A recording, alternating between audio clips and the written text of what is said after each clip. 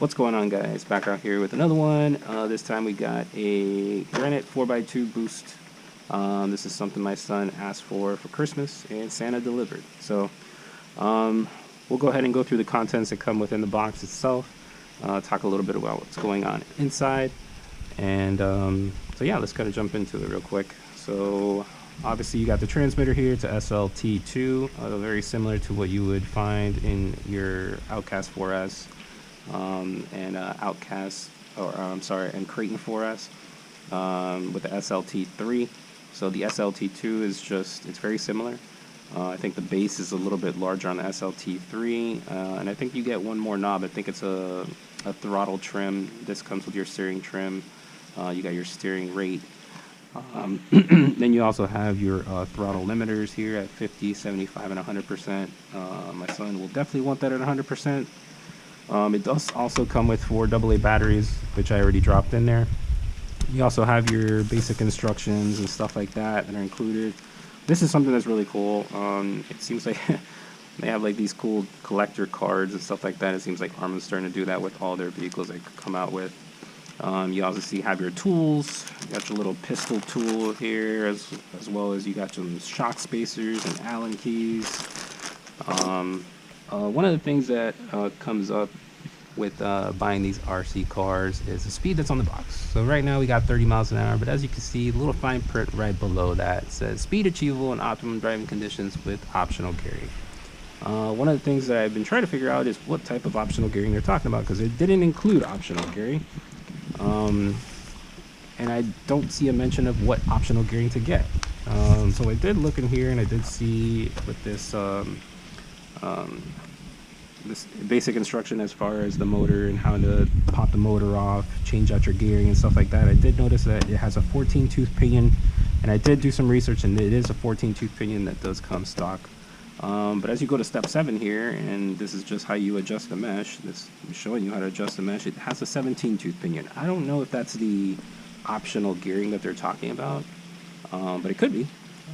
But that's something to take a closer look at. It could be a 17-tooth pinion that you would have to get to achieve that 30 miles an hour, but I'm not sure. Let's open it up, take a closer look inside, and see what type of electronics we have to work with.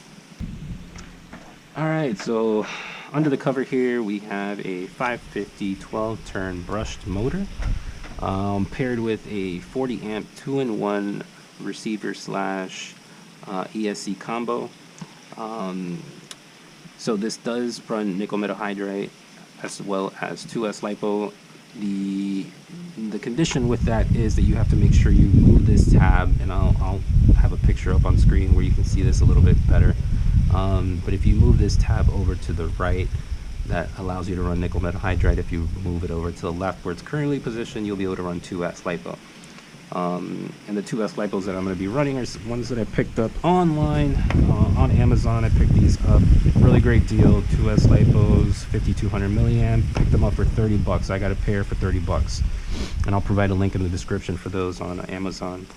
So going to be running this thing on 2S.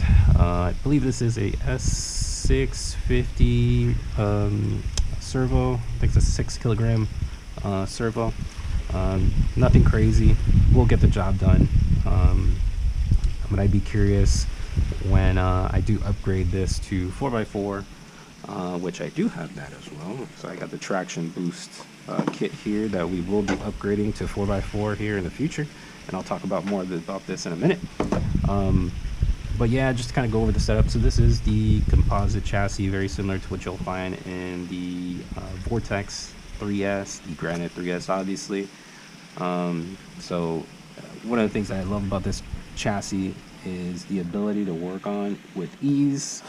This is probably one of the easiest chassis to work on, especially when you got this whole motor mount system here with the slipper clutch and things like that. This would just pops off after you take this locking mechanism here that's attached to the battery strap. You pull that out, you pull this tab, pop it off. You have a few screws that you need to take off. Once you take those off, then you're able to remove the pinion, add a new pinion, adjust your mesh, put it back together, slide it back in. It may seem to be a pain in the butt for a lot of people, but I think it's actually super convenient and easy to work on. As you guys know, this is a two-wheel drive truck, and as I mentioned, I did get the 4x4 traction boost. So one of the things that I'm kind of used to seeing here is that drive shaft that goes across and connects to the front diff. We don't have that here, but we will soon. So I will be doing that in the future here, and I'll be making a video on that as well. Because my son wanted a 4x4 truck. I wanted something that, you know, we can kind of work on together, so he can kind of, you know, have a better understanding of the hobby and how to do things and tinker and stuff like that. So I think this would be a great opportunity to do something like that. So we got this 4x4 traction boost system, and the goal eventually is we're going to end up making this 3S. You know, we do have that 3S system from the voltage that we'll transfer over, and I'm sure he's going to be super excited about the type of speed he's able to achieve with that. So that's something we're going to look at doing in the future, and we'll have a video on that, you know, showing some speed differences, what we're expecting from what we have now to where it is once we get that 3S system in there. I do want to do some tests once we get this traction boost in there, because I want to see some acceleration numbers. I will be doing some acceleration tests as well as, you know, speed tests with it. I want to see what this thing runs as is right now at 100%, you know, 75% and 50%. As well as acceleration. Being that it's two-wheel drive, I know that we should see an improvement on acceleration once we add this traction boost setup. So I'd be really curious to kind of see what type of numbers we get with that. So that's pretty much it. Let's go get this thing buttoned up, get it out, do some quick testing. Again, we're just going to do some top speed testing, and then we'll do some acceleration testing. I'd like to get this out and go bashing. My son would like to get this go out bashing, but it's pretty cold today, and he just does not want to go do that. So this will just be a speed test on the Granite Boost, and then eventually we'll go out and get this thing out there, and we'll do some bashing with it.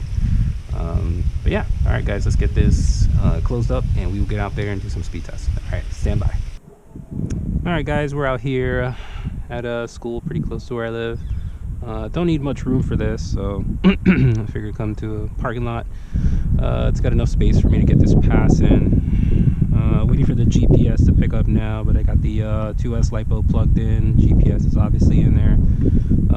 Looks like the GPS is starting to pick up, so I'll go ahead and close this up, and we'll go ahead and make a quick pass. All right guys, give me a sec here.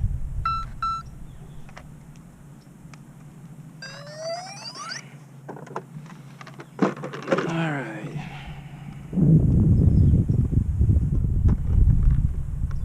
I normally skip this part, but I figure this isn't going to take me very long.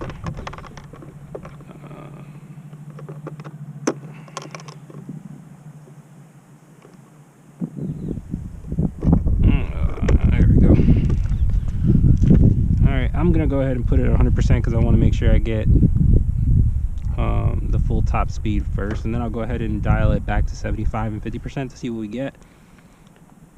And then I'll go ahead and do the acceleration test after. Alright, we're picking up.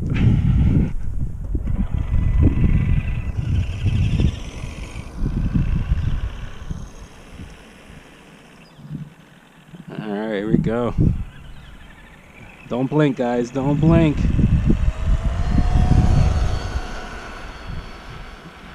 Don't blink, that thing is moving.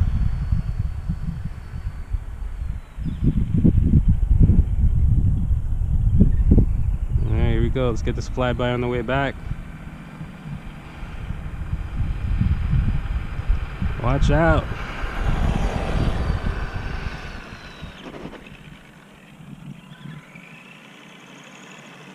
Alright. See what we got. That definitely was not 30 miles an hour or anywhere close to that. So I'm guessing 21, 22, 19, not even close, man. All right. All right, so we got 19 miles an hour at 100%. We are at 100%, right? Yep, we are at 100%. So yeah, that optional pinion gear is a must. Let's go ahead and do it again. This time we'll go ahead and drop it down to 75% and see how it does.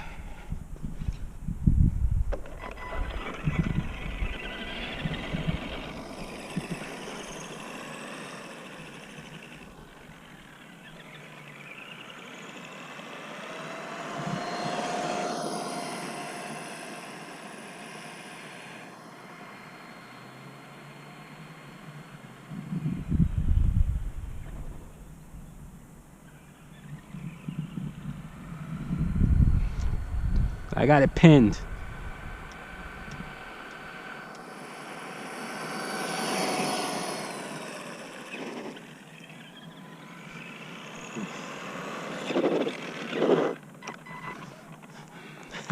I don't even know. 75%. Let's see. 17? 17? Hey, look at that. I got that right. 17 miles an hour at 75%. So I guess we could say at 50% we'll see 15 miles an hour. Let's go ahead and see.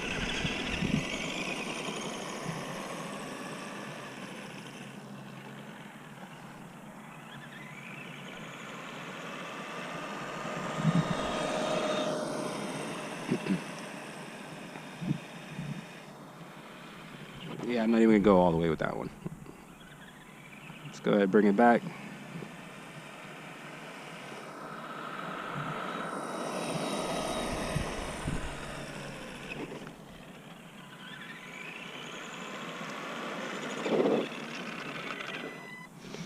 The anticipation is killing me. Oh, I didn't even start it. Alright. Let's try this again. Terrible on my part.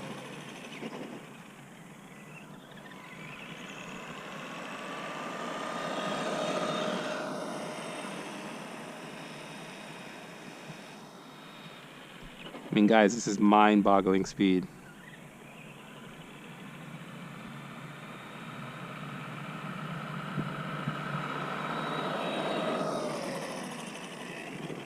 Alright, let's see what we got. 15, yeah, alright, cool. 15, 17, and 19. So we didn't even hit 20 miles an hour, which I'm a little bit disappointed there because I was hoping to at least see 20. But let's go ahead and check out some acceleration here. We obviously hit 19 miles an hour, so I'm going to do an acceleration from, let's do speed 0 to, let's go ahead and do 18 miles an hour, and I'll keep note of that for the next time I do a speed test or an acceleration test when I switch it over to a 4x4. Just to kind of see where we land. Let's go ahead and put this over here so we can get it on the camera over here and make it look like it's going fast. Alright.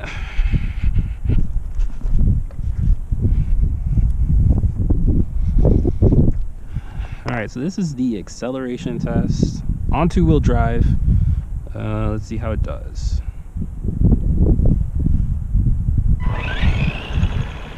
Oh, you know what? Stupid me. I still have it on 50%.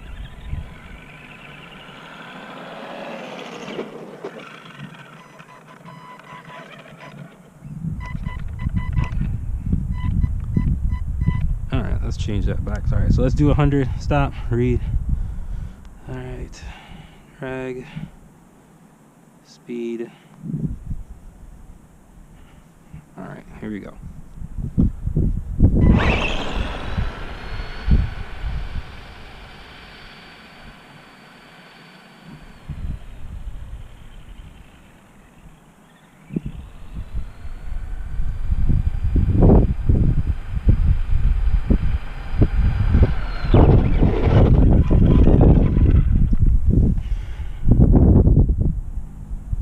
.78 seconds to 18 miles an hour. I'm happy with that, I guess. So I'm assuming we'll see an improvement on that once we drop in the traction boost setup. But that's pretty much all I have for today. I just wanted to get some of those tests in. It is actually pretty cold out here. I think it's in the mid 40s right now. My son is just not feeling the idea of coming outside and bashing this thing, especially with it being as cold as it is. But we will eventually get to the test where we'll go ahead and bash this thing.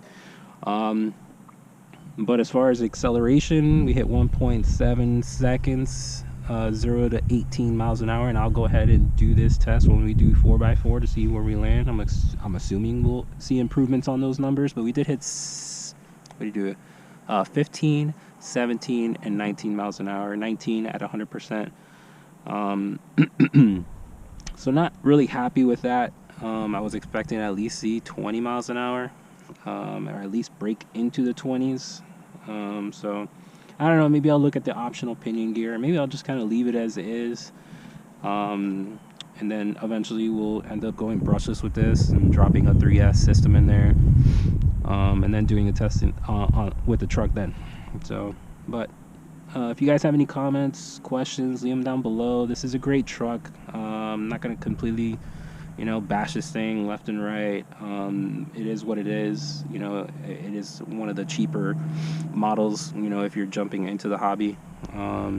So this is great for your kids if you just want them to kind of have fun, bash it around, and they're just not going to do anything more than just kind of stay on a platform like this. But this is great to learn on as well, and move up if you want to, because they do offer the traction boost setup, and you do have options as far as upgrading to a brushless system. Not saying I would recommend if you're jumping right into it and you already are knowledgeable and have an idea of like the hobby itself. For that you just might as well get the Granite 3S. But this is great to learn on. Great to hone your driving skills and learn a little bit more about tinkering and things like that, which are definitely a plus to have when you're jumping into the hobby. So alright guys, again, if you have any questions or comments, leave them down below and I'll catch you guys on the next one. Thanks for watching.